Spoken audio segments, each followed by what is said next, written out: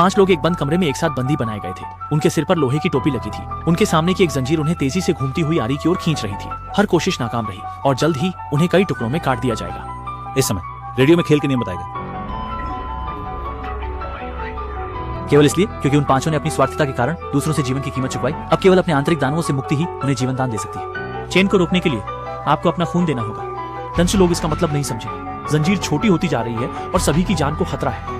इस समय ऐसा लग रहा था कि एक व्यक्ति ने कुछ सोच लिया। उसने हाथ की जंजीर छोड़ दी और एक हाथ को सामने की आरी की ओर बढ़ाया। कट जाने के बाद उस महिला का हेलमेट खुल गया और आरा भी घूमना बंद हो गया। अन्य लोग भी इसका अनुकरण करते हैं और अपनी जान बचाते हैं। हालांकि एक व्यक्ति सचमुच जागा ही नहीं।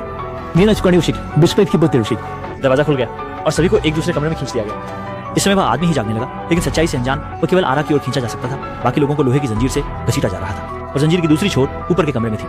यह स्पष्ट है कि अगर उन्होंने जंजीर नहीं रोकी तो वे फांसी पर लटक जाएंगे। इस समय सामने 3 कांच की शीशियां गिरी और भयानक कठपुतली ने भी भागने का तरीका बताया। मूल रूप से यह स्तर इस सामने के छोटे बालों वाली लड़की के लिए है, क्योंकि चोरी के कारण उसने एक राहगीर की जान ले ली थी। लेकिन अब उसे भी जहर का इंजेक्शन दिया गया है और यह जहर सामने के 3 टेस्ट ट्यूब में से एक में है, बाकी में उच्च सांद्रता वाली सल्फ्यूरिक एसिड है।